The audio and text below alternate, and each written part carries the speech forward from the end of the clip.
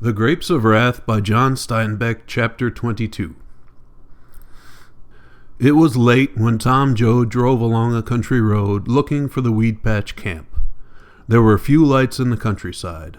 Only a sky glare behind showed the direction of Bakersfield. The truck jiggled slowly along, and hunting cats left the road ahead of it. At a crossroad there was a little cluster of white wooden buildings. Ma was sleeping in the seat, and Pa had been silent and withdrawn for a long time. Tom said, "I don't know where she is. Maybe we'll wait till daylight and ask somebody." He stopped at a boulevard signal, and another car stopped at the crossing. Tom leaned out. "Hey, mister, know where the big camp is at?" "Straight ahead." Tom pulled across into the opposite road. A few hundred yards, and then he stopped. A high wire fence faced the road, and a wide gated driveway turned in. A little way inside the gate there was a small house with a light in the window. Tom turned in. The whole truck leaped into the air and crashed down again. "Jesus," Tom said, "I didn't even see that hump." A watchman stood up from the porch and walked to the car. He leaned on the side. "You hit her too fast," he said. "Next time you'll take it easy." "What is it, for God's sake?" The watchman laughed. "Well, a lot of kids play in here. You tell folks to go slow and they're liable to forget. But let 'em hit that hump once and they don't forget." "Oh, yeah, hope I didn't break nothing. Say, you got any room here for us?" "Got one camp. How many of you?" Tom counted on his fingers. "Me and Pa and Ma, Al and Rosa Sharn, and Uncle John and Ruthie and Winfield, them last as kids." "Well, I guess we can fix you. Got any camping stuff?" "Got a big tarp and beds." The watchman stepped up on the running board. "Drive down the end of that line and turn right. You'll be in number 4 sanitary unit." "What's that?" "Toilets and showers and wash tubs." Ma demanded. "You got wash tubs? With running water?" "Sure." "Oh, praise God," said Ma. Tom drove down the long dark row of tents. In the sanitary building a low light burned. "Pull in here," the watchman said. "It's a nice place." Folks that had it just moved out. Tom stopped the car. "Right there?" "Yeah. Now you let the others unload while I sign you up. Get to sleep. The camp committee'll call on you in the morning and get you fixed up." Tom's eyes drew down. "Cops?" he asked. The watchman laughed. "No cops. We got our own cops. Folks here elect their own cops. Come along." Al dropped off the truck and walked around. "Gonna stay here?" "Yeah," said Tom. "You and Pa unload while I go to the office." "Be kinda quiet," the watchman said. "There's a lot of folks sleeping." Tom followed through the dark and climbed the office steps and entered a tiny room containing an old desk and a chair. The guard sat down at the desk and took out a form. "Name? Tom Joad." "That your father?" "Yeah." "His name?" "Tom Joad, too." The questions went on. Where from? How long in the state? What work done? The watchman looked up. "I'm not nosy. We got to have this stuff." "Sure," said Tom. "Now, got any money?" "Little bit." "You ain't destitute?" "Got a little. Why?" "Well, the campsite costs $1 a week, but you can work it out. Carrying garbage, keeping the camp clean, stuff like that." "We'll work it out," said Tom. "You'll see the committee tomorrow. They'll show you how to use the camp and tell you the rules." Tom said, "Say, what is this? What committee is this, anyways?" The watchman settled himself back. "Works pretty nice. There's 5 sanitary units. Each one elects a central committee man. Now that committee makes the laws. What they say goes." "Suppose they get tough," Tom said. "Well, you can vote 'em out just as quick as you vote 'em in. They've done a fine job. Tell you what they did. You know the holy roller preachers all the time follow the people around preaching and taking up collections? Well, they wanted to preach in this camp, and a lot of the older folks wanted them, so it was up to the central committee. They went into meeting, and here's how they fixed it. They say, any preacher can preach in this camp. Nobody can take up a collection in this camp." And it was kind of sad for the old folks, because there hasn't been a preacher in since. Tom laughed, and then he asked, "You mean to say the fellow that runs the camp is just fellas camping here?" "Sure, and it works." "You said about cops." "The central committee keeps order and makes rules. Then there's the ladies. They'll call on your ma. They keep care of kids and look after the sanitary units. If your ma isn't working, she'll look after kids for the ones that is working, and when she gets a job, why, there'll be others. They sew, and a nurse comes out and teaches them, all kinds of things like that." "You mean to say there ain't no cops?" "No, sir. No cop can come in here without a warrant." "Well, suppose a fella is just mean or drunk and quarrelsome. What then?" The watchman stabbed the blotter with a pencil. "Well, the first time the central committee warns him, and the second time they really warn him. The third time, they kick him out of the camp. God almighty, I can't hardly believe it. Tonight the deputies and them fellows with the little caps, they burned the camp out by the river. They don't get in here, the watchman said. Some nights the boys patrol the fences, especially dance nights. Dance nights? Jesus Christ.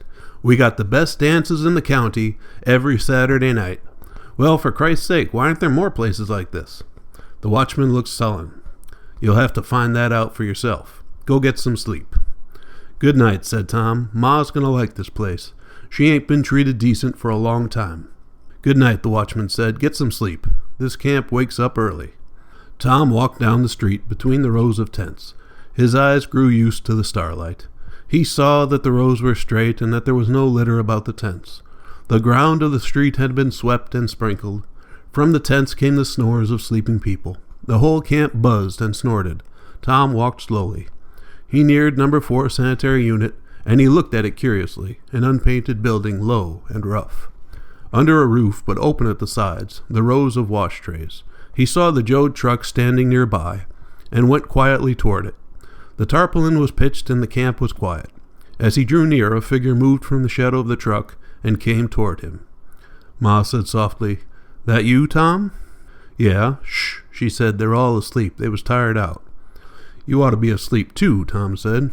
Well, I wanted to see you. Is it all right? It's nice, Tom said. I ain't going to tell you. They'll tell you in the morning. You're going to like it. She whispered, I heard they got hot water. Yeah, now you get to sleep. I don't know when you slept last. She begged, What ain't you going to tell me? I ain't. You get to sleep. Suddenly she seemed girlish. How can I sleep if I got to think about what you ain't going to tell me? No, you don't, Tom said. First thing in the morning, you get on your other dress, and then you'll find out. I can't sleep with nothing like that hanging over me. You got to, Tom chuckled happily. You just got to. Good night, she said softly, and she bent down and slipped under the dark tarpaulin.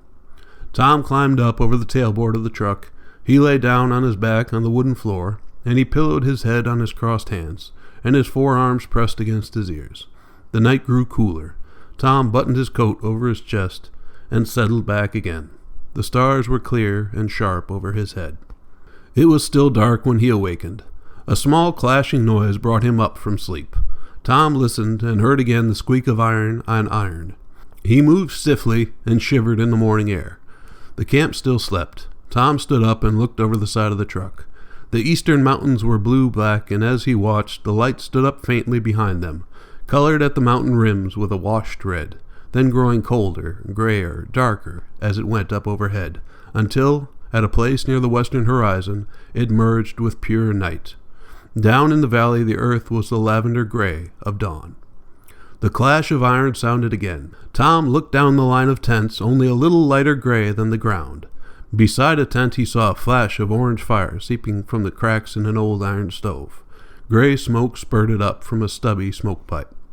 Tom climbed over the truck side and dropped to the ground. He moved slowly toward the stove. He saw a girl working about the stove, saw that she carried a baby on her crooked arm, and that the baby was nursing, its head up under the girl's shirtwaist. And the girl moved about, poking the fire, shifting the rusty stove lids to make a better draft, opening the oven door, and all the time the baby sucked, and the mother shifted it deftly from arm to arm. The baby didn't interfere with her work or with the quick gracefulness of her movements, and the orange fire licked out of the stove cracks and threw flickering reflections on the tent. Tom moved closer.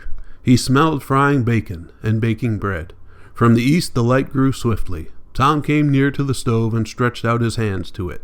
The girl looked at him and nodded, so that her two braids jerked. "Good mornin'," she said, and she turned the bacon in the pan. The tent flap jerked up, and a young man came out, and an older man followed him. They were dressed in new blue dungarees, and in dungaree coats, stiff with filler, the brass buttons shining. They were sharp-faced men, and they looked much alike. The younger man had a dark stubble beard, and the older man a white stubble beard.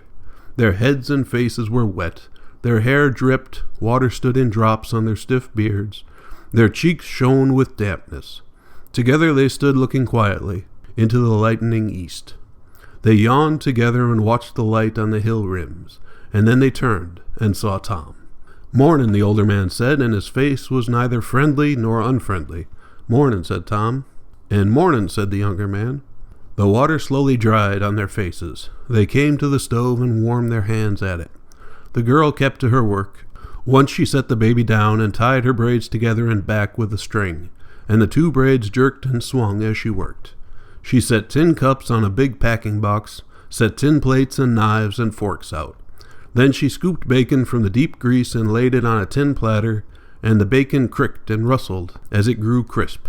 She opened the rusty oven door and took out a square pan full of big, high biscuits. When the smell of the biscuits struck the air, both of the men inhaled deeply. The younger said, "Christ," softly.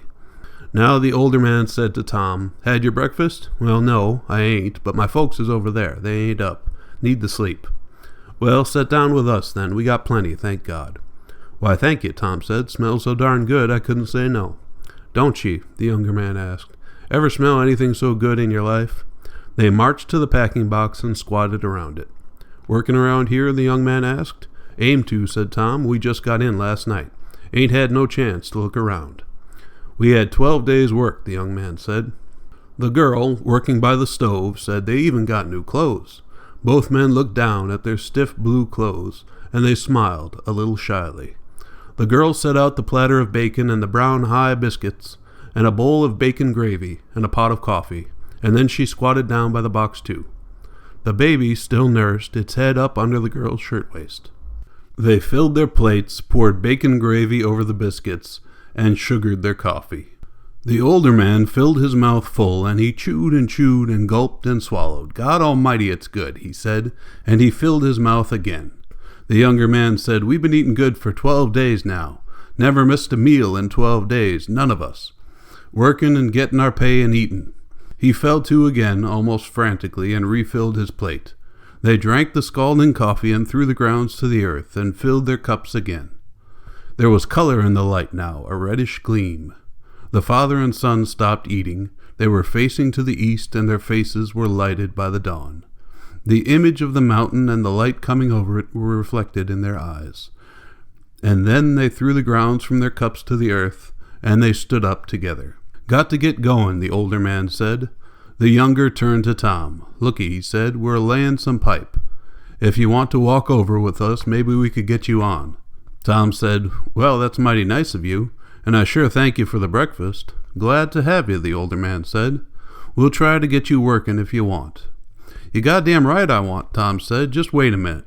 I'll tell my folks." He hurried to the Joe tent and bent over and looked inside. In the gloom under the tarpaulin he saw the lumps of sleeping figures. But a little movement started among the bedclothes. Ruthie came wriggling out like a snake, her hair down over her eyes, and her dress wrinkled and twisted. She crawled carefully out and stood up. Her gray eyes were clear and calm from sleep, and mischief was not in them. Tom moved off from the tent and beckoned her to follow, and when he turned she looked up at him. "Lord God, you're growing up," he said. She looked away in sudden embarrassment. "Listen here," Tom said. "Don't you wake nobody up, but when they get up, you tell 'em I got a chance at a job, and I'm going for it. Tell Ma I ate breakfast with some neighbors. You hear that?" Ruthie nodded and turned her head away, and her eyes were little girl's eyes. "Don't you wake 'em up," Tom cautioned. He hurried back to his new friends, and Ruthie cautiously approached the sanitary unit and peeked in the open doorway. The two men were waiting when Tom came back. The young woman had dragged a mattress out and put the baby on it while she cleaned up the dishes. Tom said, "I wanted to tell my folks where I was." There wasn't a wake. The three walked down the street between the tents. The camp had begun to come to life. At the new fires, the women worked slicing meat, kneading the dough for the morning's bread, and the men were stirring about the tents and about the automobiles. The sky was rosy now. In front of the office, a lean old man raked the ground carefully. He so dragged his rake that the tine marks were straight and deep. "You're out early, Pa," the young man said as they went by. Yep, got to make up my rent." The three went out the gate. "Rent, hell," the young man said. "He was drunk last Saturday night. Sung in his tent all night. Committee give him work for it." They walked along the edge of the oiled road. A row of walnut trees grew beside the way. The sun shoved its edge over the mountains. Tom said, "Seems funny. I've ate your food, and I ain't told you my name, nor you ain't mentioned yours. I'm Tom Joad." The older man looked at him, and then he smiled a little. You ain't been out here long? Hell no, just a couple days. I knowed it. Funny, you get out of the habit of mentioning your name. There's so goddamn many, just fellas. Well, sir, I'm Timothy Wallace, and this here's my boy Wilkie. Proud to know you, Tom said. You been out here long? 10 months, Wilkie said. Got here right on the tail of the floods last year. Jesus, we had a time. A time. Goddamn near starved to death. Their feet rattled on the oiled road. A truckload of men went by, and each man was sunk into himself. Each man braced himself in the truck bed and scowled down. Going out for the gas company, Timothy said. They got a nice job of it. I could have took our truck, Tom suggested. No. Timothy leaned down and picked up a green walnut. He tested it with his thumb and then shied it at a blackbird sitting on a fence wire. The bird flew up, let the nut sail under it, and then settled back on the wire and smoothed its shining black feathers with its beak. Tom asked, Ain't you got no car? Both Wallaces were silent, and Tom, looking at their faces, saw that they were ashamed. Wilkie said, Place we work at is only a mile up the road. Timothy said angrily, No, we ain't got no car. We sold our car. Had to. Run out of food, run out of everything. Couldn't get no job. Fellas come around every week buying cars. Come around, and if you're hungry, why, they'll buy your car. And if you're hungry enough, they don't have to pay nothing for it. And we was hungry enough. Give us $10 for her. He spat into the road. Wilkie said quietly, I was in Bakersfield last week. I seen her, a-settin' in a used car lot, settin' right there. And $75 was a sign on her. We had to, Timothy said. It was either us let 'em steal our car or us steal something from them. We ain't had to steal yet, but goddamn it, we've been close. Tom said, You know, before we left home, we heard there was plenty work out here. Seen handbills asking folks to come out. Yeah, Timothy said, we seen 'em too. And there ain't much work, and wages is coming down all the time. I get so goddamn tired just figuring how to eat. You got work now, Tom suggested. Yeah, but it ain't gonna last long. Working for a nice fella. Got a little place, works alongside of us, but hell, it ain't gonna last no time. Tom said, Why in hell you gonna get me on? I'll make it shorter. What you cutting your own throat for? Timothy shook his head slowly. I don't know, got no sense, I guess. We figured to get us each a hat. Can't do it, I guess. There's the place off to the right there. Nice job, too, getting 30 cents an hour. Nice, friendly fella to work for. They turned off the highway and walked down a graveled road, through a small kitchen orchard, and behind the trees they came to a small white farmhouse, a few shade trees and a barn. Behind the barn a vineyard and a field of cotton. As the three men walked past the house, a screen door banged and a stocky, sunburned man came down the back steps. He wore a paper sun helmet and he rolled up his sleeves as he came across the yard. His heavy, sunburned eyebrows were drawn down in a scowl. His cheeks were sunburned a beef red. Morning, Mr. Thomas, Timothy said. Morning, the man spoke irritably. Timothy said, This here's Tom Joad. We wondered if you could see your way to put him on. Thomas scowled at Tom, and then he laughed shortly, and his brows still scowled. Oh, sure, I'll put him on. I'll put everybody on. Maybe I'll get 100 men on. We just thought, Timothy began apologetically. Thomas interrupted him. Yes, I've been thinking too. He swung around and faced them. I've got some things to tell you. I've been paying you 30 cents an hour, that right? Why, sure, Mr. Thomas, and I've been getting 30 cents worth of work. His heavy, hard hands clasped each other. We try to give a good day of work. Well, goddamn it, this morning you're getting 25 cents an hour, and you take it or leave it. The redness of his face deepened with anger. Timothy said, We give you good work. You said so yourself. I know it, but it seems like I ain't hiring my own men anymore. He swallowed. Look, he said, I got 65 acres here. Did you ever hear of the Farmers Association? Why, sure. Well, I belong to it. We had a meeting last night. Now, do you know who runs the Farmers Association? I'll tell you. The Bank of the West. That bank owns most of this valley, and it's got paper on everything it don't own. So last night, the member from the bank told me, he said, You're paying 30 cents an hour. You'd better cut it down to 25. I said, I've got good men. They're worth 30. And he says, It isn't that. He says, The wage is 25 now. If you pay 30, it'll only cause unrest. And by the way, he says, You're going to need the usual amount for a crop loan next year. Thomas stopped. His breath was panting through his lips. You see, the wage is 25 cents, and like it. We done good work, Timothy said helplessly. Ain't you got it yet? Mr. Bank hires 2,000 men, and I hire 3. I've got paper to meet. Now, if you can figure some way out, by Christ, I'll take it. They got me." Timothy shook his head. "I don't know what to say." "You wait here." Thomas walked quickly to the house. The door slammed after him. In a moment he was back, and he carried a newspaper in his hand. "Did you see this? Here, I'll read it. Citizens angered at red agitators burn squatters' camp. Last night, a band of citizens, infuriated at the agitation going on in a local squatters' camp, burned the tents to the ground and warned agitators to get out of the county." Tom began, "Why, I," and then he closed his mouth and was silent. Thomas folded the paper carefully and put it in his pocket. He had himself in control again. He said quietly, "Those men were sent out by the association. Now I'm giving them away, and if they ever find out I told, I won't have a farm next year." "I just don't know what to say," Timothy said. "If they was agitators, I can see why they was mad." Thomas said, "I watched it a long time. There's always red agitators just before a pay cut. Always. God damn it, they got me trapped. Now what are you going to do? 25 cents? Timothy looked at the ground. "I'll work," he said. "Me too," said Wilkie. Tom said, "Seems like I walked into something. Sure, I'll work. I got to work." Thomas pulled the bandana out of his hip pocket and wiped his mouth and chin. "I don't know how long it can go on.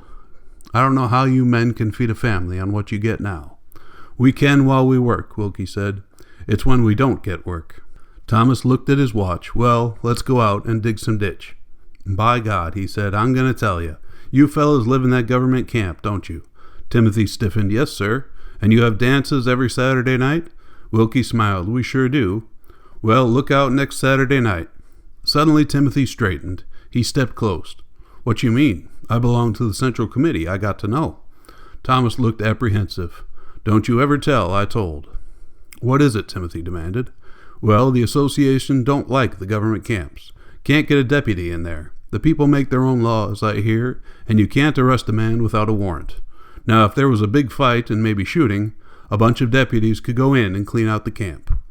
Timothy had changed. His shoulders were straight and his eyes cold. "What you mean?"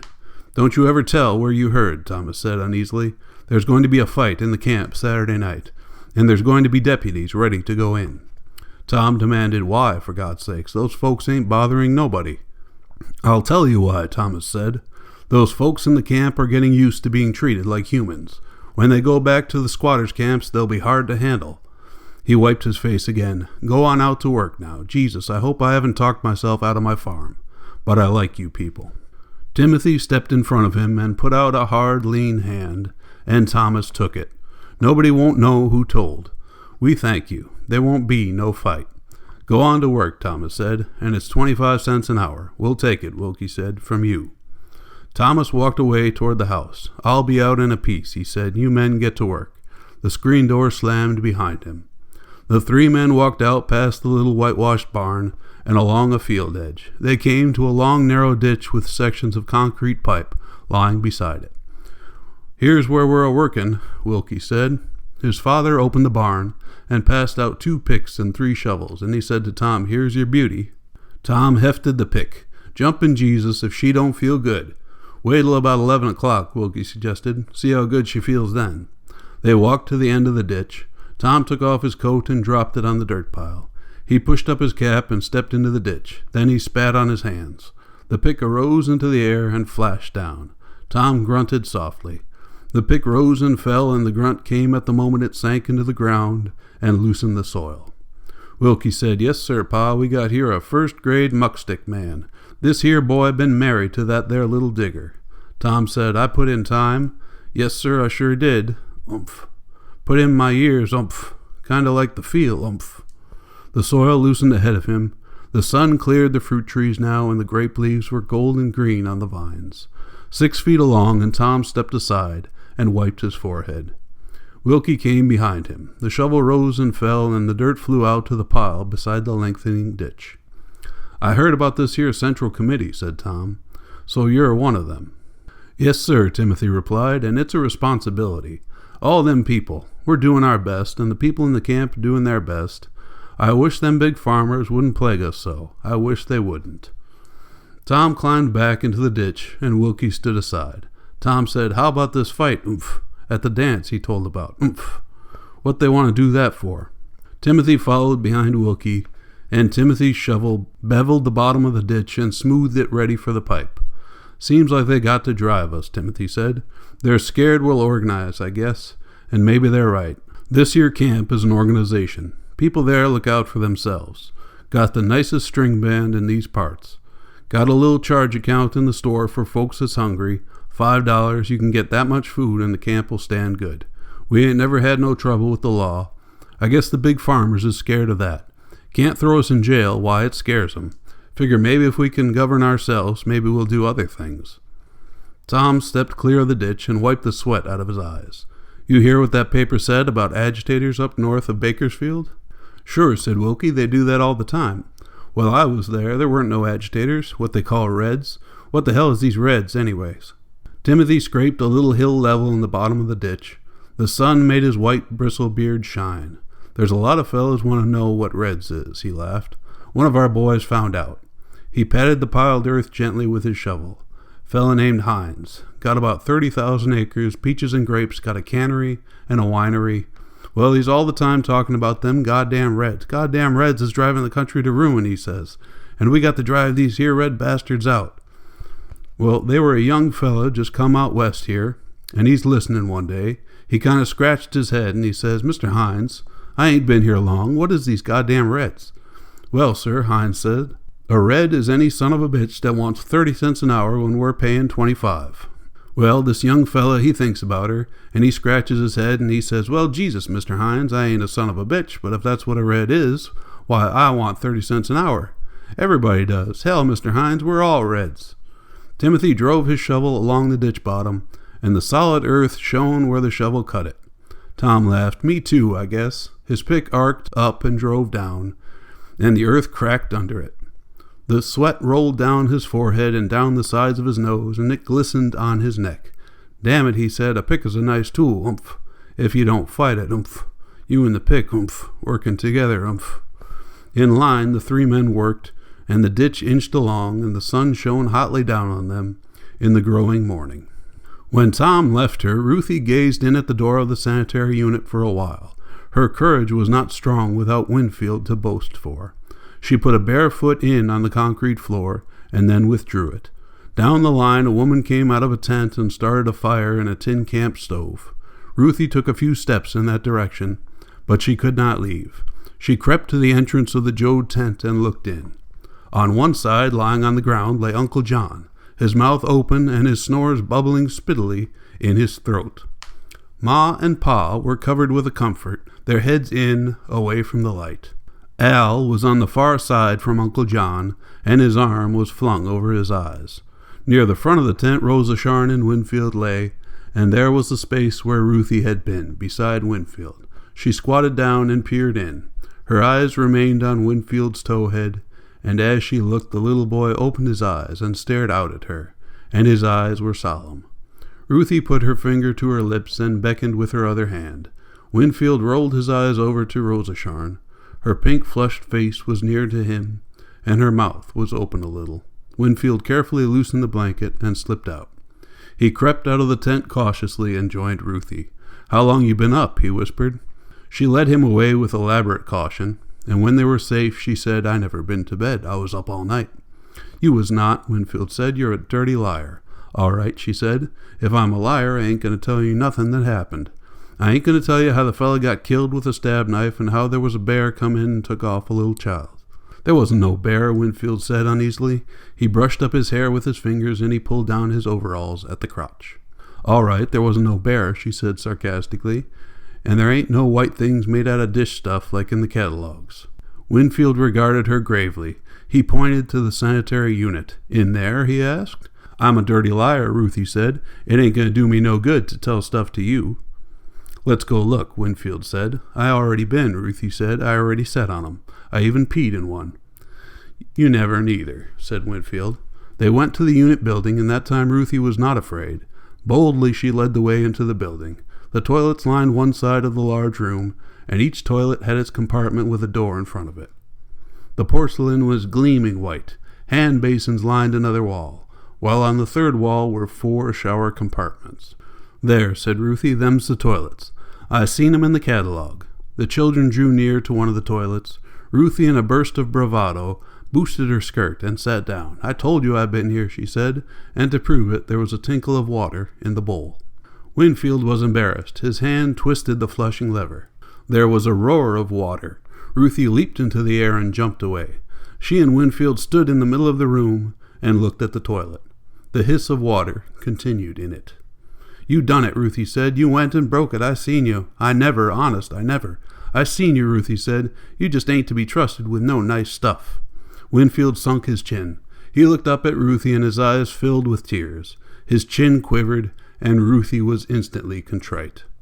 "Never you mind," she said. "I won't tell on you. We'll pretend like she was already broke. We'll pretend we ain't even been in here." She led him out of the building.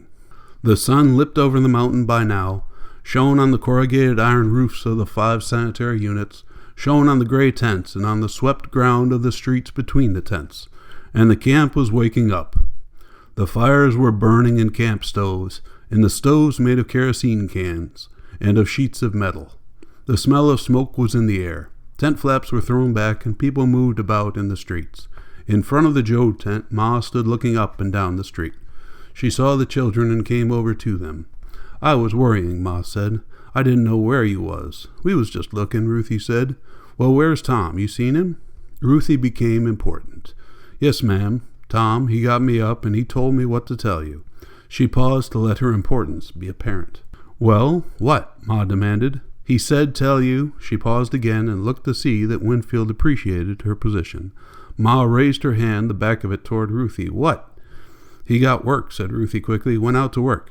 She looked apprehensively at Ma's raised hand. The hand sank down again, and then it reached out for Ruthie. Ma embraced Ruthie's shoulders in a quick convulsive hug, and then released her. Ruthie stared at the ground in embarrassment, and changed the subject. "They got toilets over there," she said. "White ones." "You been in there?" Ma demanded. "Me and Winfield," she said, and then treacherously, "Winfield, he bust a toilet." Winfield turned red. He glared at Ruthie. "She peed in one," he said viciously. Ma was apprehensive. "Now what did you do? You show me." She forced them to the door and inside. "Now what did you do?" Ruthie pointed. "It was a hissin' and a swishin'. Stop now." "Show me what you done," Ma demanded. Winfield went reluctantly to the toilet. "I didn't push it hard," he said. "I just had a hold of this here," and the swish of water came again. He leaped away. Ma threw back her head and laughed, while Ruthie and Winfield regarded her resentfully.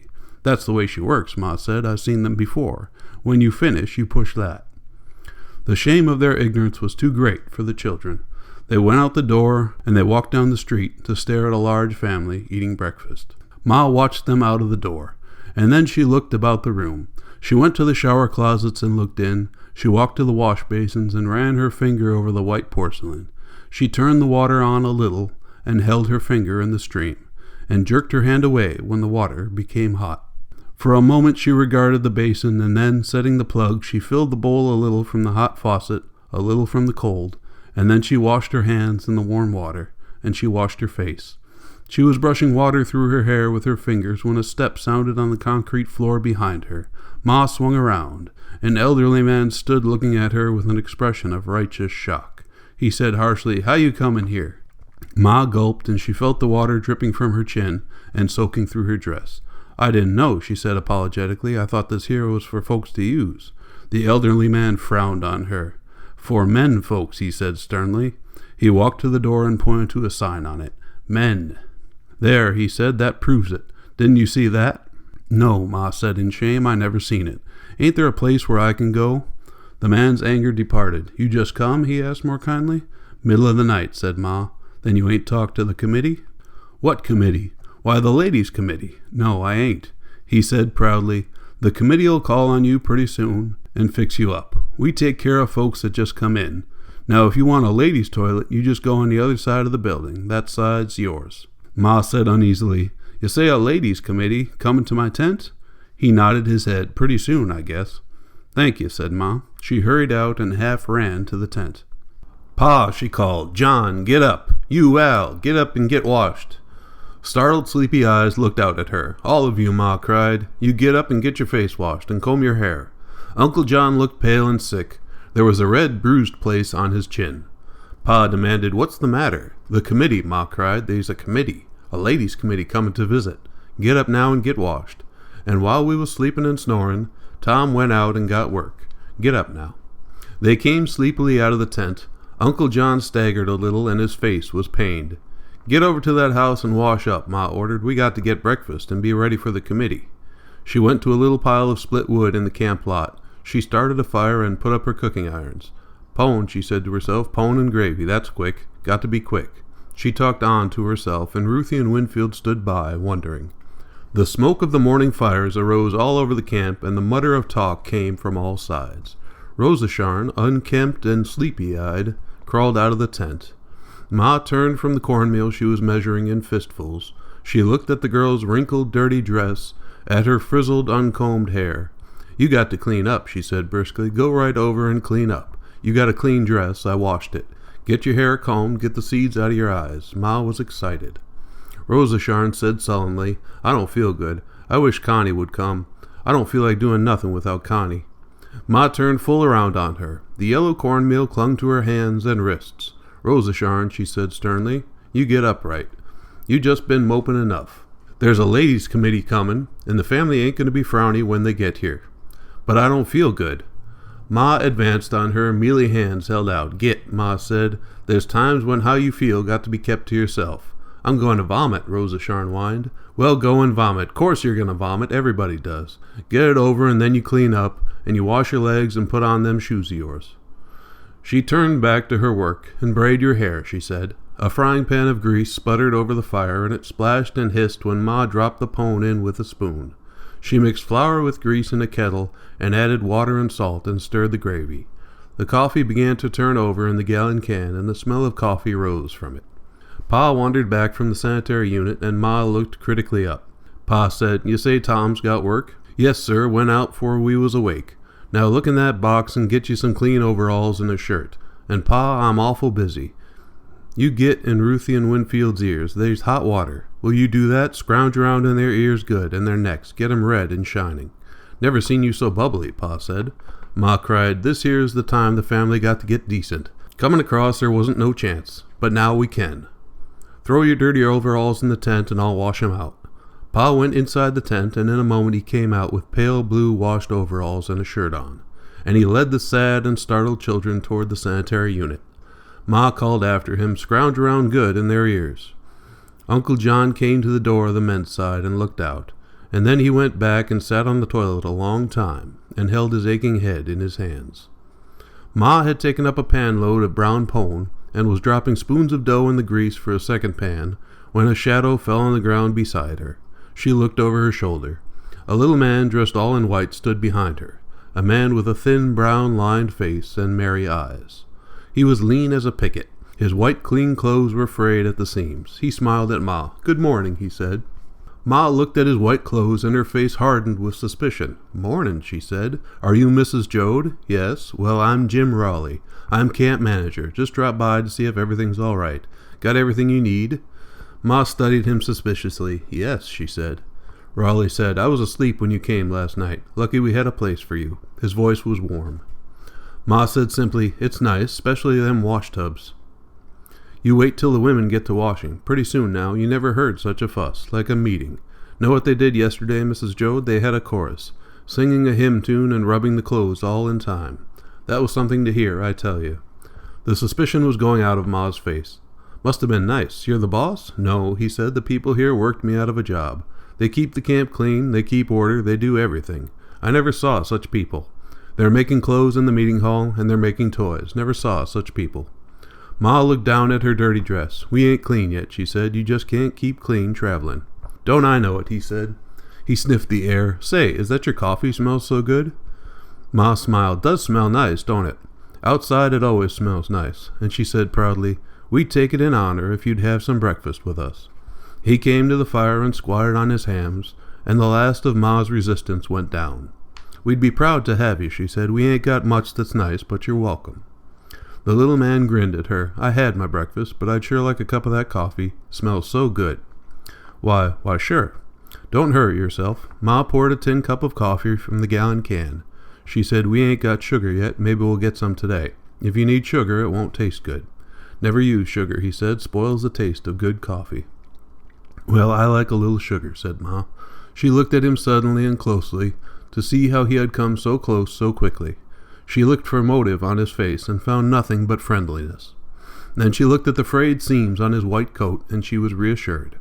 He sipped the coffee. I guess the ladies will be here to see you this morning. We ain't clean, Ma said. They shouldn't be coming till we get cleaned up a little. But they know how it is, the manager said. They came in the same way. No, sir, the committees are good in this camp because they do know. He finished his coffee and stood up. Well, I got to go on. Anything you want, why, come over to the office. I'm there all the time. Grand coffee, thank you. He put the cup on the box with the others, waved his hand, and walked down the line of tents, and Ma heard him speaking to the people as he went. Ma put down her head, and she fought with a desire to cry. Pa came back leading the children, their eyes still wet with pain at the ear-scrounging. They were subdued and shining. The sunburned skin on Winfield's nose was scrubbed off. There, Pa said, got dirt and 2 layers of skin. Had to almost lick 'em to make 'em stand still. Ma appraised them. They look nice, she said. Help yourself to pone and gravy. We got to get stuff out of the way and the tent in order.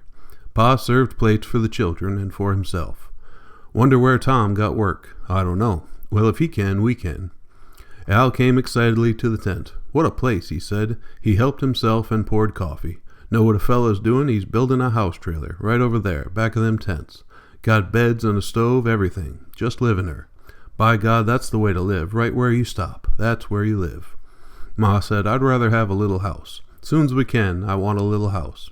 Pa said, Al, after we vet, you and me and Uncle John take the truck and go out looking for work. Sure, said Al. I like to get a job in a garage, if there's any jobs. That's what I really like. And get me a little old cut-down Ford. Paint her yellow and go a-cudlin' around. Seen a purty girl down the road. Give her a big wink, too. Purty as hell, too. Pa said sternly, you better get you some work before you go a-tomcattin'. Uncle John came out of the toilet and moved slowly near. Ma frowned at him. You ain't washed, she began, and then she saw how sick and weak and sad he looked. You go on in the tent and lay down, she said. You ain't well. He shook his head. No, he said, I sinned and I got to take my punishment. He squatted down disconsolately and poured himself a cup of coffee. Ma took the last bones from the pan. She said casually, the manager of the camp come and sat and had a cup of coffee. Pa looked over slowly. Yeah? What's he want already? Just come to pass the time, Ma said daintily. Just sit down and had coffee. Said he didn't get good coffee so often, and smelt ours. What'd he want? Pa demanded again. Didn't want nothing. Come to see how he was getting on. I don't believe it, Pa said. He's probably a snootin' and a smellin' around. He was not, Ma cried angrily. I can tell a fellow that's snootin' around quick as the next person. Pa tossed his coffee grounds out of his cup. You got to quit that, Ma said. This here's a clean place. You see, she don't get so goddamn clean a fella can't live in her. Pa said jealously. Hurry up, Al. We're going out looking for a job. Al wiped his mouth with his hand. I'm ready, he said. Pa turned to Uncle John. You comin'? Yes, I'm comin'. You don't look so good. I ain't so good, but I'm comin'. Al got in the truck. Have to get gas, he said. He started the engine. Pa and Uncle John climbed in beside him, and the truck moved away down the street. Ma watched them go, and then she took a bucket and went to the wash trays under the open part of the sanitary unit. She filled her bucket with hot water and carried it back to her camp, and she was washing the dishes in the bucket when Rosasharn came back. I put your stuff on a plate, Ma said, and then she looked closely at the girl. Her hair was dripping and combed, and her skin was bright and pink. She had put on the blue dress printed with little white flowers. On her feet she wore the heeled slippers of her wedding. She blushed under Ma's gaze. You had a bath, Ma said. Rosasharn spoke huskily. I was in there when a lady come in and done it. Know what you do? You get in a little stall like, and you turn handles, and water comes a-floodin' down on you. Hot water or cold water, just like how you want it. And I done it. I'm going to myself, Ma cried, just as soon as I get finished here. You show me how. I'm going to do it every day, the girl said, and that lady, she seen me and she seen about the baby, and know what she said? Said there's nurses coming every week, and I'm to go see that nurse, and she'll tell me just what to do so the baby'll be strong. Says all the ladies here do that, and I'm going to do it. The words bubbled out, and know what? Last week there was a baby born, and the whole camp give a party, and they give clothes and they give stuff for the baby, even give a baby buggy, wicker one. Wasn't new, but they gave it a coat of pink paint, and it was just like new. And they give the baby a name and had a cake. Oh, Lord. She subsided, breathing heavily. Ma said, "Praise God, we come home to our own people. I'm going to have a bath." "Oh, it's nice," the girl said. Ma wiped the tin dishes and stacked them. She said, "We're Jodes. We don't look up to nobody. Grandpa's grandpa, he fit in the Revolution. We was farm people till the debt, and then them people, they done something to us. Every time they come, seemed like they was whipping me, all of us. And in Needles, that police, he done something to me. Made me feel mean, made me feel ashamed, and now I ain't ashamed. These folks is our folks, And that manager, he come and set and drank coffee, and he said, 'Mrs. Jode this and Mrs. Jode that, and how you getting on, Mrs. Jode?' She stopped and sighed. 'Why, I feel like people again.' She stacked the last dish. She went into the tent and dug through the clothes box for her shoes and a clean dress, and she found a little paper package with her earrings in it. As she went past Rosa Sharn, she said, 'If them ladies come, you tell 'em I'll be right back.' She disappeared around the side of the sanitary unit. Rosa Sharn sat down heavily on a box and regarded her wedding shoes, black patent leather and tailored black bows.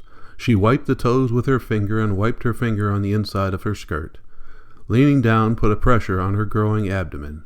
She sat up straight and touched herself with exploring fingers, and she smiled a little as she did it.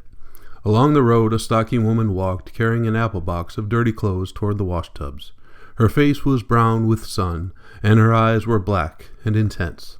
She wore a great apron made from a cotton bag over her gingham dress, and men's brown Oxfords were on her feet. She saw that Rosa Sharn caressed herself, and she saw the little smile on the girl's face. "So," she cried, and she laughed with pleasure. "What you think it's going to be?" Rosa Sharn blushed and looked down at the ground, and then peeked up, and the little shiny black eyes of the woman took her in. "I don't know," she mumbled. The woman plopped the apple box on the ground. "Got a live tumor," she said, and she cackled like a happy hen. "Which'd you rather?" she demanded. "I don't know. Boy, I guess. Sure, boy." "You just come in, didn't you?" "Last night, late. Gonna stay?" "I don't know. If we can get work, guess we will." A shadow crossed the woman's face, and the little black eyes grew fierce. "If you can get work, that's what we all say." "My brother got a job already this morning." "Did, huh? Maybe you're lucky. Look out for luck. You can't trust luck." She stepped close. "You can only get one kind of luck. Can't have more. You be a good girl," she said fiercely. "You be good. If you got sin on you, you better watch out for that there baby." She squatted down in front of Rosa Sharn. "There's scandalous things goes on in this here camp," she said darkly. "Every Saturday night there's dancin', and not only square dancin' neither. There's some does clutch and hug dancin'. I've seen 'em." Rosa Sharn said guardedly, "I like dancin', square dancin'," and she added virtuously, "I never done that other kind." The brown woman nodded her head dismally. "Well, some does, and the Lord ain't letting it get by, neither, and don't you think he is." "No, ma'am," the girl said softly. The woman put one brown, wrinkled hand on Rosa Sharn's knee, and the girl flinched under the touch. "You let me warn you now. There ain't but a few deep-down Jesus lovers left. Every Saturday night when that there string band starts up, and should be playin' hymnody, they're a-reelin'. Yes, sir, a-reelin'. I seen 'em. Won't go near myself. Nor I don't let my kin go near. There's clutch and hug, I tell you." She paused for emphasis, and then said in a hoarse whisper, "They do more. They give a stage play." She backed away and cocked her head to see how Rosa Sharn would take such a revelation. "Actors?" the girl said in awe. "No, sir," the woman exploded. "Not actors. Not them already damn people. Our own kind of folks. Our own people. And there was little children didn't know no better in it. And they was pretending to be stuff they wasn't. I didn't go near, but I heard them talking what they was doing. The devil was just a-strutting through this here camp." Rosa Sharn listened, her eyes and mouth open. "Once in school we give a Christ child play. Christmas. Well, I ain't saying that's bad or good. There's good folk thinks a Christ child is all right. But, well, I wouldn't care to come right out flat and say so. But this here wasn't no Christ child. This here was sin and delusion and devil stuff, strutting and parading and speaking like there's somebody they ain't, and dancing and clutching and a-hugging." Rosa Sharn sighed. "And not just a few, neither," the brown woman went on. "Getting so's you can almost count the deep-down lamb-blood folks on your toes. And don't you think them sinners is putting nothing over on God, neither. No, sir, he's a-chalking 'em up sin by sin, and he's drawing his line and adding 'em up sin by sin. God's a-watchin', and I'm a-watchin'. He's already smoked 2 of 'em out." Rosa Sharn panted. "Has?" The brown woman's voice was rising in intensity. "I seen it. Girl a-carrying a little one just like you. And she play-acted and hug-danced. And the voice grew bleak and ominous. She thinned out, and she skinnied out, and she dropped that baby, dead. Oh my, the girl was pale, dead and bloody. Of course, nobody would speak to her no more. She had to go away. Can't touch sin without catching it. No, sir. And there was another, done the same thing. And she skinnied out, and know what? One night she was gone. In 2 days she's back. Said she was visiting. But she ain't got no baby. Know what I think? I think the manager, he took her away to drop her baby. He don't believe in sin. Told me himself. Says the sin is being hungry. Says the sin is being cold. Says, I tell ya, he told me himself, can't see God in them things. Says them girls skinnied out 'cause they didn't get enough food. Well, I fixed him up. She rose to her feet and stepped back. Her eyes were sharp. She pointed a rigid forefinger in Rosa Sharn's face. I said, get back, I say. I says, I knowed the devil was rampaging in this here camp. Now I know who the devil is. Get back, Satan, I said, and by Christ he got back. Trembling he was, and sneaky. Says, please don't make the folks unhappy. I says, unhappy? How about their soul? How about them dead babies and them poor sinners ruined count of play acting? He just looked, and he give a sick grin and went away. He knowed when he met a real testifier to the Lord. I says, I'm helping Jesus watch the going on. And you and them other sinners ain't getting away with it. She picked up her box of dirty clothes. You take heed, I warned you. You take heed of that poor child in your belly, and keep out of sin. And she strode away titanically, and her eyes shone with virtue. Rosa Sharn watched her go, and then she put her head down on her hands and whimpered into her palms. A soft voice sounded beside her. She looked up, ashamed. It was the little white-clad manager. Don't worry, he said, don't you worry. Her eyes blinded with tears. But I done it, she cried. I hug danced. I didn't tell her. I done it in Salisaw, me and Connie. Don't worry, he said. She says I'll drop the baby. I know she does. I kind of keep my eye on her. She's a good woman, but she makes people unhappy. Rosa Sharn sniffled wetly. She'd knowed 2 girls lost their baby right in this here camp. The manager squatted down in front of her. Look, he said, listen to me. I know them too. They were too hungry and too tired, and they worked too hard. And they rode on a truck over bumps. They were sick. It wasn't their fault. But she said, don't worry. That woman likes to make trouble. But she says you was the devil. I know she does. That's because I won't let her make people miserable. He patted her shoulder. Don't you worry. She doesn't know.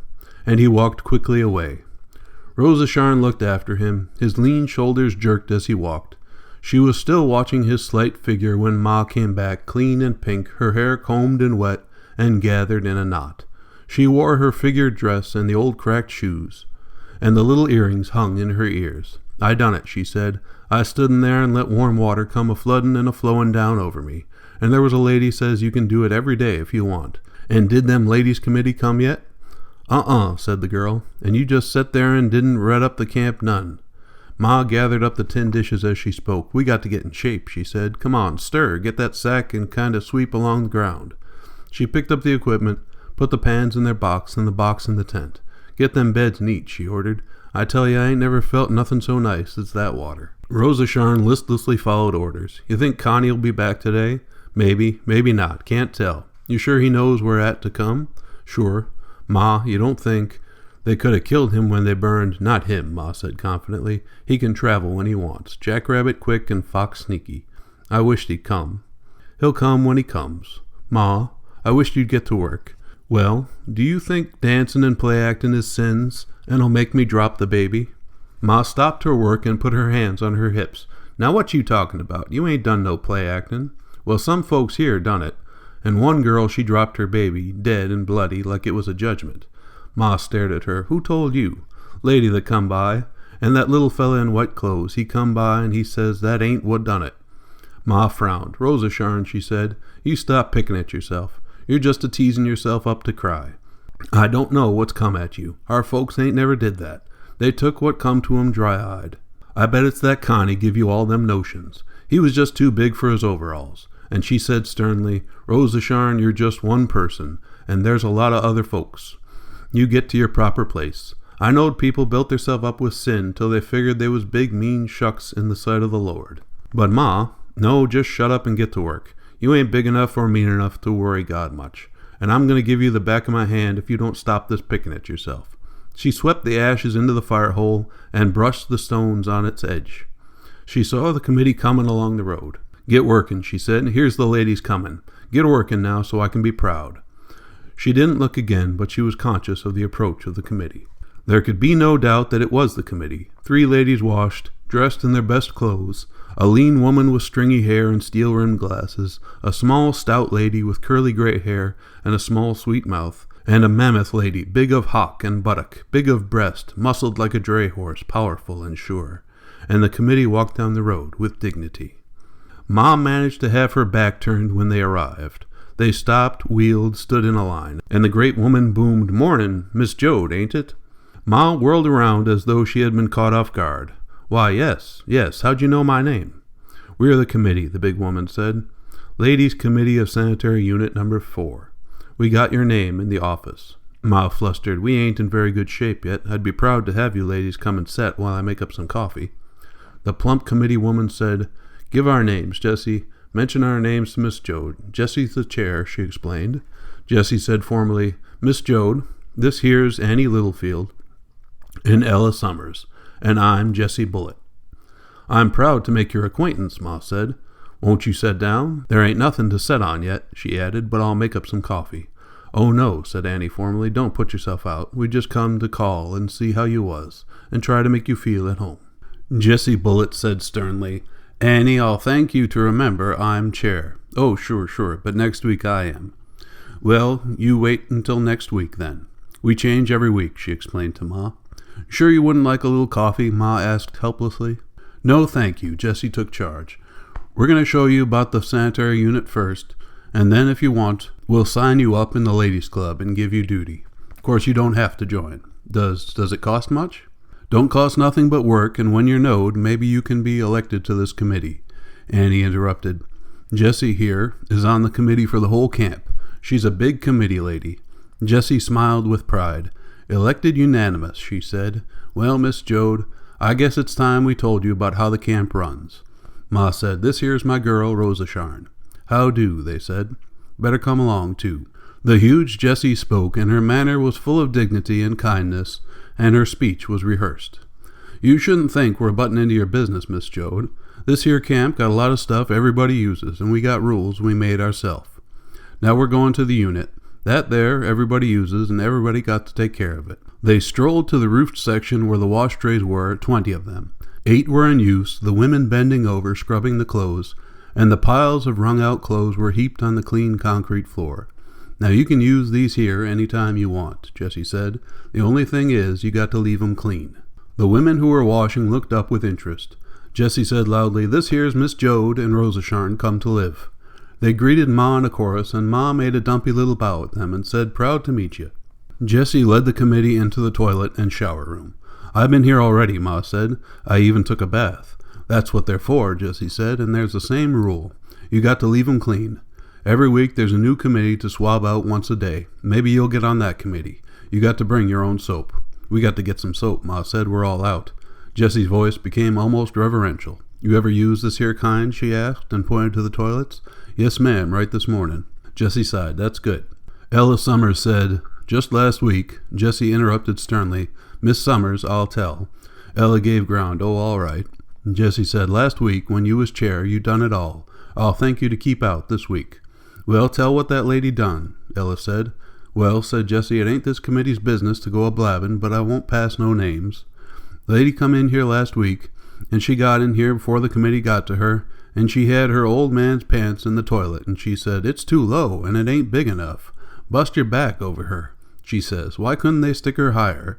The committee smiled superior smiles. Ella broke in, says, "Can't put enough in at once," and Ella weathered Jessie's stern glance.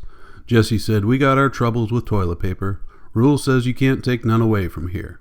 She clicked her tongue sharply. "Whole camp chips in for toilet paper." For a moment she was silent, and then she confessed. "Number 4 is using more than any other. Somebody's a-stealing it. Come up in general ladies' meeting. Ladies' side, unit number 4 is using too much. Come right up in meeting." Ma was following the conversation breathlessly. "Stealing it? What for?" "Well," said Jessie, "we had trouble before. Last time there was 3 little girls cutting paper dolls out of it. Well, we caught them, but this time we don't know. Hardly put a roll out before it's gone. Come right up in meeting. One lady says we ought to have a little bell that rings every time the roll turns once. Then we could count how many everybody takes. She shook her head. I just don't know, she said. I've been worried all week. Somebody's stealing toilet paper from Unit 4. From the doorway came a whining voice. Miss Bullitt. The committee turned. Miss Bullitt, I heard what you says. A flushed, perspiring woman stood in the doorway. I couldn't get up in meeting, Miss Bullitt. I just couldn't. They'd 'a' laughed or something. What you talking about? Jessie advanced. Well, maybe it's us, but we ain't stealing, Miss Bullitt. Jessie advanced on her, and the perspiration beaded out on the flustery confessor. We can't help it, Miss Bullitt. Now you tell what you're telling, Jessie said. This here unit suffered a shame about that toilet paper. All week, Miss Bullitt, we couldn't help it. You know I got 5 girls. What they been doing with it, Jessie demanded ominously. Just using it, honest, just using it. They ain't got the right. 4 or 5 sheets is enough. What's the matter with them? The confessor bleated. Skitters, all 5 of 'em. We've been low on money. They ate green grapes. They all 5 got the howlin' skitters, run out every 10 minutes. She defended them, but they ain't stealing it. Jessie sighed. You should have told, she said. You got to tell. Here's Unit 4 been sufferin' shame, 'cause you never told. Anybody can get the skitters. The meek voice whined. I just can't keep 'em from eating them green grapes, and they're getting worse all the time. Ella Summers burst out. The aid. She ought to get the aid. Ella Summers, Jessie said. I'm a-telling you for the last time, you ain't the chair. She turned back to the rattled little woman. Ain't you got no money, Miss Joyce? She looked ashamedly down. No, but we might get work any time. Now you hold up your head, Jessie said. That ain't no crime. You just waltz right over to the weed patch store and get you some groceries. The camp got $20 credit there. You get yourself $5 worth, and you can pay it back to the Central Committee when you get work. Miss Joyce, you know that, she said sternly. How come you let your girls get hungry? We ain't never took no charity, Mrs. Joyce said. This ain't charity, and you know it, Jessie raged. We had all that out. There ain't no charity in this here camp. We won't have no charity. Now you waltz right over and get you some groceries, and you bring the slip to me. Mrs. Joyce said timidly, Suppose we can't never pay. We ain't had work for a long time. You'll pay if you can. If you can't, that ain't none of our business. And it ain't your business. One fellow went away, and 2 months later he sent back the money. You ain't got the right to let your girls get hungry in this here camp. Mrs. Joyce was cowed. Yes, ma'am, she said. Get you some cheese for them girls, Jessie ordered. That'll take care of them skitters. Yes, ma'am, and Mrs. Joyce scuttled out of the door. Jessie turned in anger on the committee. She got no right to be stiff-necked. She got no right, not with our own people. Annie Littlefield said she ain't been here long. Maybe she don't know. Maybe she took charity one time or another. Nor, Annie said, don't you try to shut me up, Jessie. I got a right to pass speech. She turned half to Ma. If a body's ever took charity, it makes a burn that don't come out. This ain't charity, but if you ever took it, you don't forget it. I bet Jessie ain't ever done it. No, I ain't, said Jessie. Well, I did, Annie said, last winter, and we was a-starvin', me and Pa and the little fellas, and it was rainin'. Fella told us to go to the Salvation Army. Her eyes grew fierce. We was hungry. They made us crawl for our dinner. They took our dignity. I hate 'em, and maybe Miss Joyce took charity. Maybe she didn't know this ain't charity. Miss Jode, we don't allow nobody in this camp to build himself up that way. We don't allow nobody to give nothing to another person. They can give it to the camp, and the camp can pass it out. We won't have no charity. Her voice was fierce and hoarse. I hate 'em, she said. I ain't never seen my man beat before, but them Salvation Army done it to him. Jessie nodded. I heard, she said softly, I heard. We got to take Miss Jode around. Ma said, It sure is nice. Let's go to the sewing room, Annie suggested. Got 2 machines. There's quilting and they're making dresses. You might like to work over there. When the committee called on Ma, Ruthie and Winfield faded imperceptibly back out of reach. Why don't we go along and listen? Winfield asked. Ruthie gripped his arm. No, she said, we got washed for them sons of bitches. I ain't going with them. Winfield said, You told on me about the toilet. I'm going to tell what you called them ladies. A shadow of fear crossed Ruthie's face. Don't do it. I told 'cause I knowed you didn't really break it. You did not, said Winfield. Ruthie said, Let's look around. They strolled down the line of tents, peering into each one, gawking self-consciously. At the end of the unit there was a level place on which a croquet court had been set up. 6 children played seriously. In front of a tent, an elderly lady sat on a bench and watched. Ruthie and Winfield broke into a trot. Leave us play, Ruthie cried. Leave us get in. The children looked up. A pigtailed little girl said, Next game you can. I want to play now, Ruthie cried. Well, you can't, not till next game. Ruthie moved menacingly out onto the court. I'm going to play. The pigtails gripped her mallet tightly. Ruthie sprang at her, slapped her, pushed her, and wrestled the mallet from her hands. "I says I was going to play," she said triumphantly. The elderly lady stood up and walked onto the court. Ruthie scowled fiercely, and her hands tightened on the mallet. The lady said, "Let her play, like you done with Ralph last week." The children laid their mallets on the ground and trooped silently off the court. They stood at a distance and looked on with expressionless eyes. Ruthie watched them go. Then she hit a ball and ran after it. "Come on, Winfield, get a stick," she called. And then she looked in amazement. Winfield had joined the watching children, and he too looked at her with expressionless eyes. Defiantly, she hit the ball again. She kicked up a great dust. She pretended to have a good time, and the children stood and watched. Ruthie lined up 2 balls and hit both of them, and she turned her back on the watching eyes, and then turned back. Suddenly she advanced on them, mallet in hand. "You come and play," she demanded. They moved silently back at her approach. For a moment she stared at them, and then she flung down the mallet and ran crying for home. The children walked back on the court. Pigtail said to Winfield, "You can get in the next game." The watching lady warned them. "When she comes back and wants to be decent, you let her. You was mean yourself, Amy." The game went on, while in the Joe tent Ruthie wept miserably. The truck moved along the beautiful roads, past orchards where the peaches were beginning to color, past vineyards with the clusters pale and green, under lines of walnut trees whose branches spread half across the road. At each entrance gate Al slowed, and at each gate there was a sign, "No help wanted, no trespassing." Al said, "Pa, there's bound to be work when them fruits get ready. Funny place, they tell you there ain't no work before you ask 'em." He drove slowly on.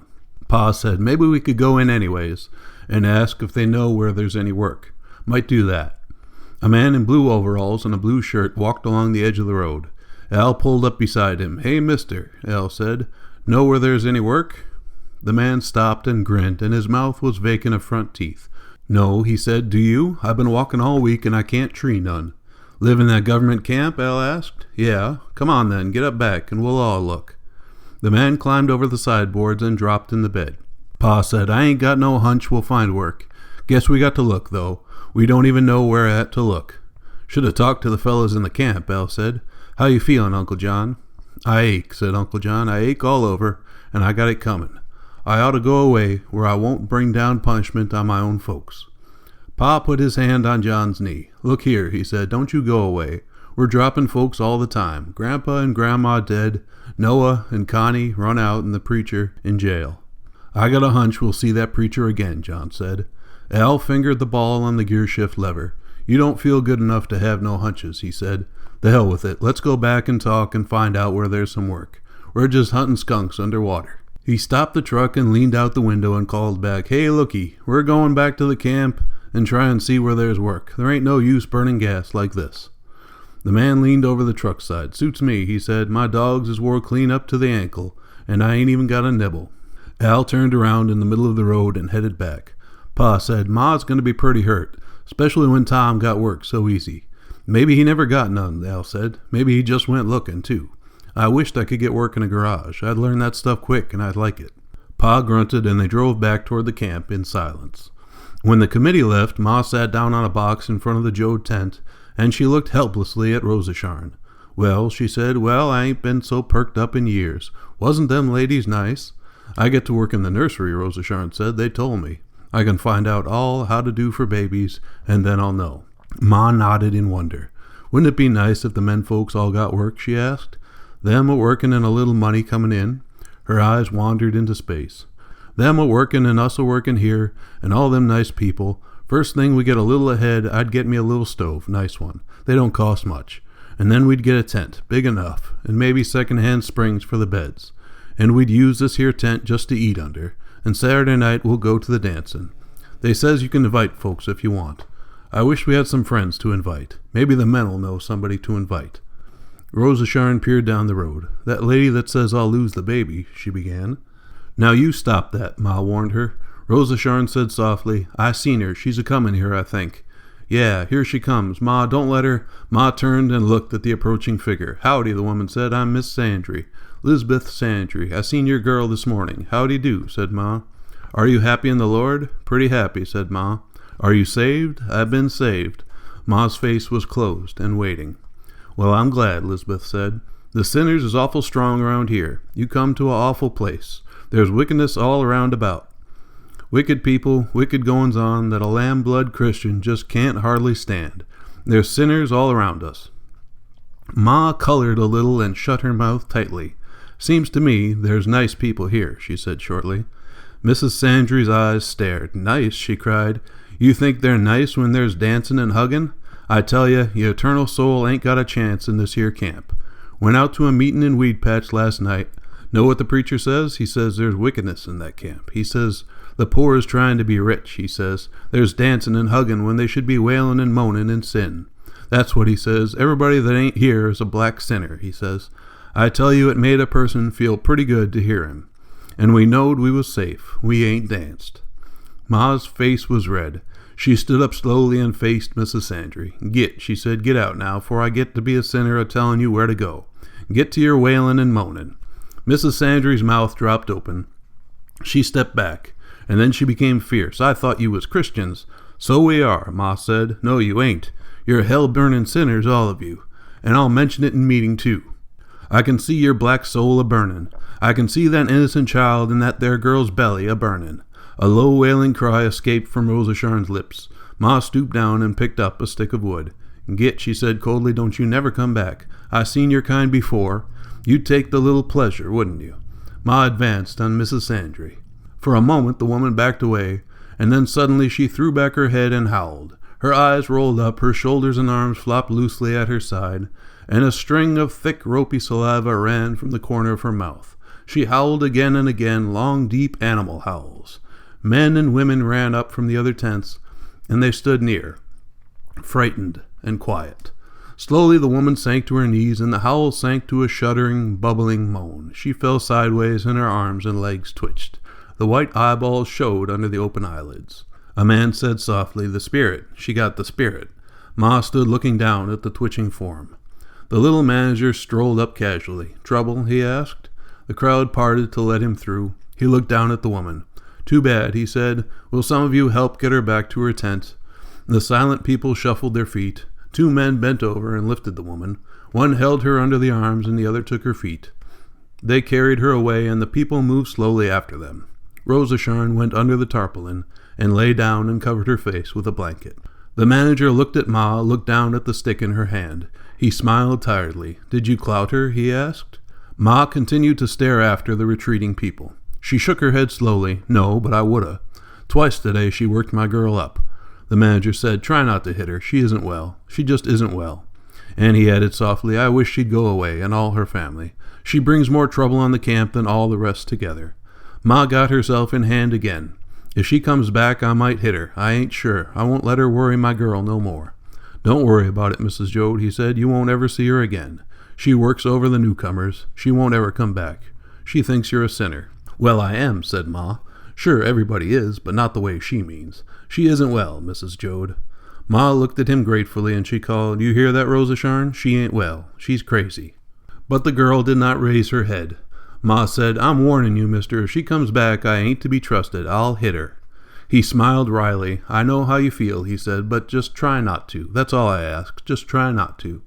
He walked slowly away toward the tent where Mrs. Sandry had been carried. Ma went into the tent and sat down beside Rosa Sharn. Look up, she said. The girl lay still. Ma gently lifted the blanket from her daughter's face. That woman's kind of crazy, she said. Don't you believe none of them things. Rosa Sharn whispered in terror. When she said about burnin', I felt burnin'. That ain't true, said Ma. I'm tired out, the girl whispered. I'm tired of things happening. I want to sleep. I want to sleep. Well, you sleep then. This here's a nice place. You can sleep. But she might come back.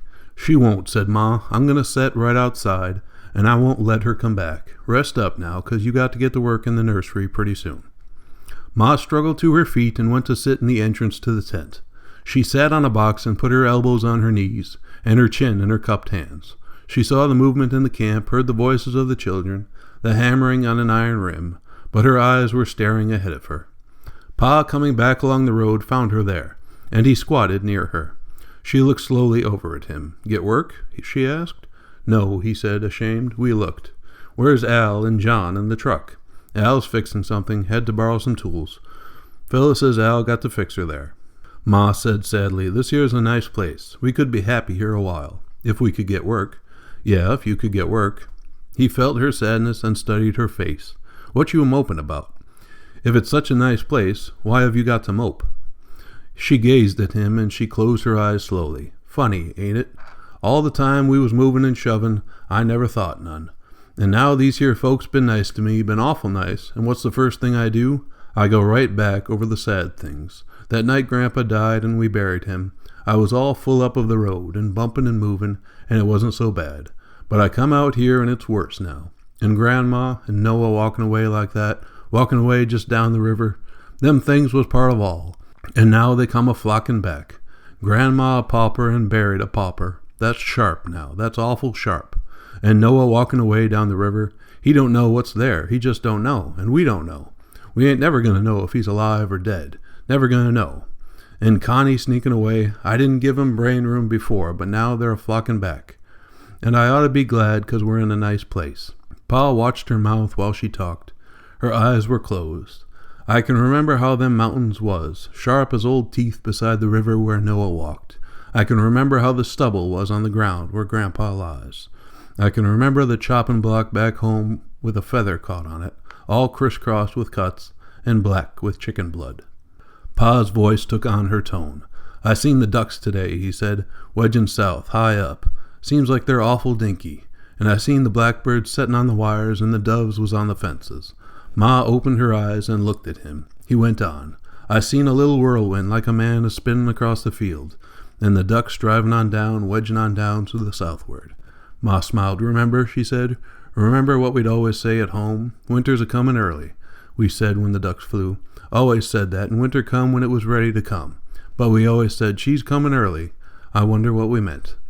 "I seen the blackbirds on the wires," said Pa, "settin' so close together, and the doves, nothin' set so still as a dove.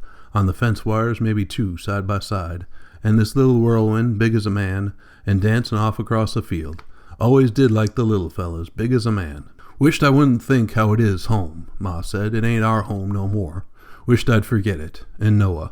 He wasn't ever right. I mean, well, it was my fault. I told you never to say that. Wouldn't have lived at all, maybe. But I should have knowed more."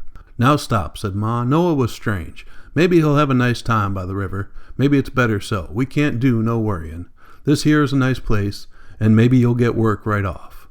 Pa pointed at the sky. "Look, more ducks, big bunch. And Ma, winter's a-comin' early." She chuckled. "There's things you do, and you don't know why." "Here's John," said Pa. "Come on and set, John." Uncle John joined them. He squatted down in front of Ma.